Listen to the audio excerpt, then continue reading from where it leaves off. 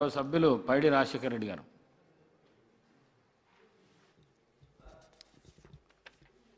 ధన్యవాదాలు అధ్యక్ష.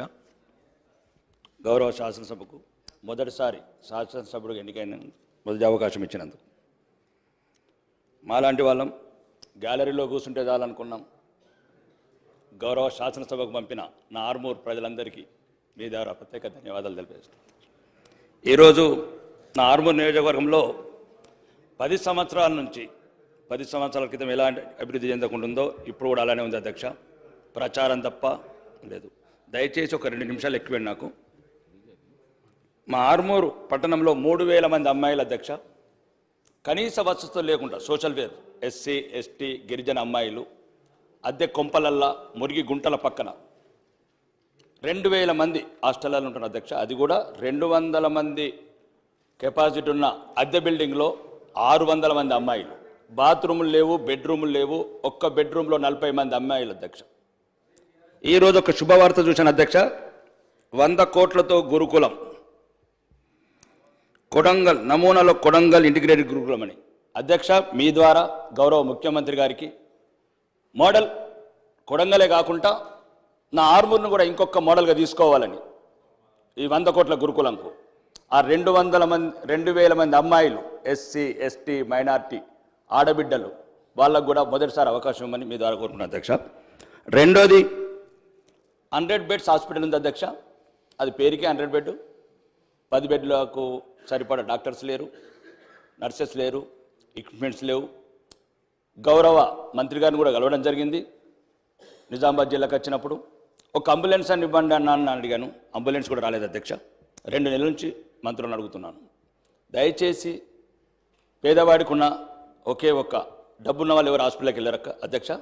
దయచేసి మీ ద్వారా గౌరవ మంత్రులకు నా హాస్పిటల్ కావాల్సిన కేడార్ స్ట్రెంత్ అండ్ ఎక్విప్మెంట్స్ ఇప్పించగలని కోరుకుంటున్నాను అధ్యక్ష. మూడోది, మొన్న గౌరవ ముఖ్యమంత్రి గారు అండ్ భారీ పరిశ్రమ శాఖ మంత్రి గారు స్విట్జర్లాండ్ దావోస్కి వెళ్ళారు అధ్యక్ష. 40,000 కోట్లు పెట్టుబడులు వచ్చాయని చెప్పారు అధ్యక్ష. సంతోషం. రాష్ట్ర ప్రభుత్వానికి ఒక కొత్త అధ్యాయం అనుకుంటున్నాను. మా లక్కంపల్లి సెట్స్ సుమారు ప్రారంభించిన నాటి నుంచి ఇప్పటివరకు ఒక ఇండస్ట్రీ రాలేదు అధ్యక్ష. దీని ద్వారా ఏదైతే విదేశాలు కావచ్చు మిగతా రాష్ట్రాల నుంచి పారిశ్రామికవేత్తలు వచ్చినప్పుడు మన ఉమ్మడి 10 జిల్లాలకు సుమారు 40,000 కోట్లు వస్తే ఒక 20,000 కోట్లు ప్రతి ఇండస్ట్రియలిస్ట్కి చెప్పండి అధ్యక్ష. ఒక 20% నిజామాబాద్, ఒక 20% వరంగల్, ఒక 20% నల్గొండ, ఒక 20% ఖమ్మం. హైదరాబాద్ చుట్టూ మేము 20-30 సంవత్సరాలు చూస్తున్నాం అధ్యక్ష. ఏ పెట్టుబడిదారు వచ్చినా హైదరాబాద్ అంటేనే ఇష్టపడుతున్నాడు. ఔటర్ రింగ్ రోడ్ కావచ్చు, ఇంటర్నేషనల్ ఎయిర్పోర్ట్ కావచ్చు, ఇక్కడున్న ఇన్ఫ్రా కావచ్చు. మా యువతనేమో మత్తు పదార్థాలకు బానిసవుతుంది అధ్యక్ష. పల్లెలల్లో గంజాయి అనే పదం. ఒక గ్రామంలో 434 మంది యువకులు ఉద్యోగాలు లేక, ఇండస్ట్రీస్ లేక, కుటీర పరిశ్రమలు లేక మత్తు బానిసలు అవుతున్నారు అధ్యక్ష. ఎందుకంటే యువ ముఖ్యమంత్రి, డైనామిక్ ముఖ్యమంత్రి.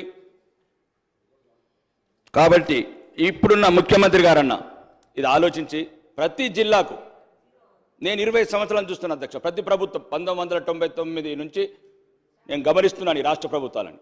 ఎవరు వచ్చినా ఫ్యాబ్ సిటీ అంటారు, ఔటర్ రింగ్ రోడ్ పక్కన ల్యాండ్ కావాలంటారు. ఎవరు వచ్చినా చందన్పల్లి అమెజాన్ క్యాంప్ కావాలంటారు. ఎవరు వచ్చినా షాద్నగర్ కావాలంటారు. మరి మా పిల్లలు ఎట్లా అధ్యక్ష? ఆదిలాబాద్ గూడాలు ఉన్న లంబాడి తండాల పిల్లలు ఎట్లా? ఖమ్మంలో ఉన్న వెనుకబడి ప్రాంతంలో పిల్లలకి ఎట్లా ఉద్యోగాలు? ఇక్కడ ఉన్నాయి అధ్యక్ష. 40,000 కోట్లలో ఒక 10,000 కోట్లకు మీరు పెట్టండి, కండిషన్స్ పెట్టండి ఇండస్ట్రీ. అదొకటి అధ్యక్ష మీ ద్వారా. ఇంక్లూడ్ చేయండి. మూడోది స్కూల్స్, హాస్టల్స్. ఈ మధ్యన 2 నెలల నుంచి అధ్యక్ష నేను మొత్తం స్కూల్స్, హాస్టల్స్ తిరుగుతున్నాను అధ్యక్ష. ఎటువంటి మౌలిక వసతులు లేవు అధ్యక్ష. మన ఊరు మనబడి స్కీమ్ కింద ఇంతకుముందు సగం పనులు కొన్ని జరిగినాయి, కొన్ని జరగలేదు. కానీ 90% చోట పనులు జరగలేదు. ఎందుకు కారణం అని అడిగితే బిల్లు రావట్లేదని కొందరు, సగంలో కట్టేసామని కొందరు. కాబట్టి స్కూళ్ళు ఇవన్నీ ఒకటి అధ్యక్ష. CC roads, drainages, NREGS funds కూడా బిల్లు రావట్లేదని అంటున్నారు అధ్యక్ష. గ్రామాల్లో ఉన్న మౌలిక వసతులు అవే అధ్యక్ష. వాళ్ళు ఇక్కడ హైదరాబాద్ కావాల్సిన ఏం కోరుకోవట్లేదు అధ్యక్ష. షాపింగ్ మాల్ కోరుకోవట్లేదు, వాళ్ళు ఇంకా పెద్ద పెద్ద బంగ్లాలు కోరుకోవట్లేదు. చిన్న చిన్న 2 మినిట్స్ అధ్యక్ష. నేను ఓన్లీ ఒక్క నిమిషం అధ్యక్ష. ఒక్క నిమిషం అన్న ప్లీజ్. రెండోది ఇరిగేషన్ ప్రాజెక్ట్స్ అధ్యక్ష. మా దగ్గర కొన్ని ఆగిపోయినాయి. ఈ ప్రభుత్వం రాగానే వెళ్ళి భారీ నీటిపారుదల శాఖ మంత్రికి వెళ్ళి కలిశాను అధ్యక్ష.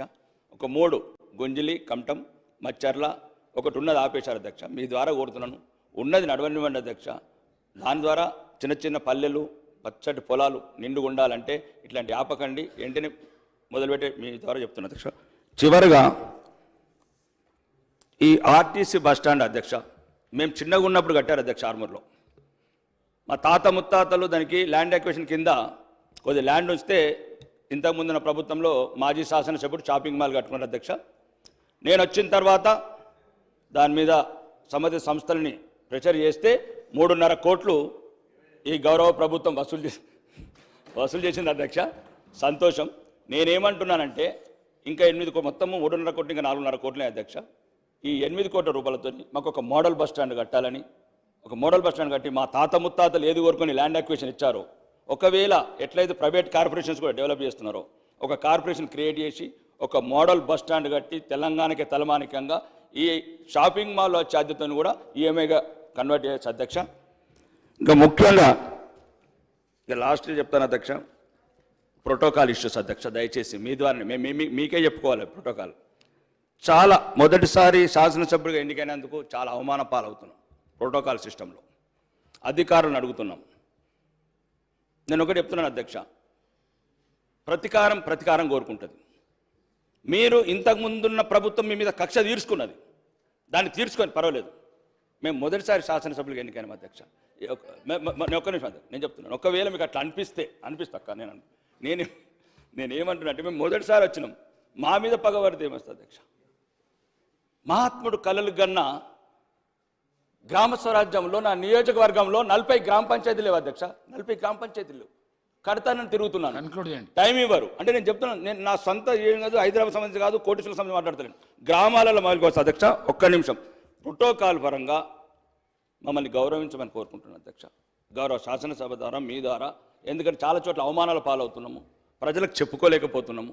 గౌరవ ముఖ్యమంత్రి గారి ద్వారా కూడా కోరుకుంటున్నా, మాకు తగిన గౌరవం ఇవ్వండి. ప్రజాప్రతినిధిగా, ప్రజలకు ప్రతినిధిగా గౌరవం ఇవ్వమని కోరుకుంటున్నాను అధ్యక్ష. ఈ అవకాశం మీరు ఇచ్చినందుకు ధన్యవాదాలు అధ్యక్ష. మంత్రి గారు.